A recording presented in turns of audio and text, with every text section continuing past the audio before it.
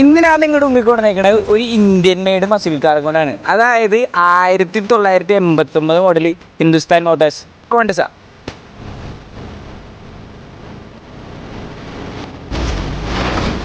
നമ്മുടെ കോണ്ടസയെ പറ്റി പറയാനായിട്ടാണെങ്കിൽ 1989 model second ഓണർഷിപ്പിൽ കിടക്കണം. നല്ല കിഡിലനായിട്ട് പണിത നല്ല ക്ലീൻ വണ്ടിയാണ്.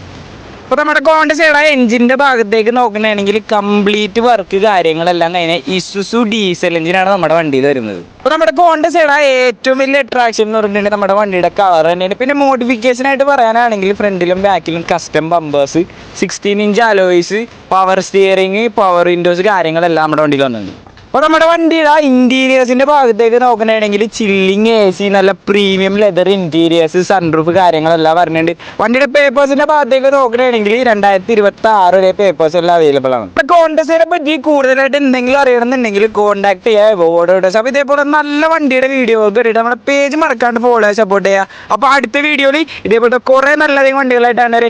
Okay, by.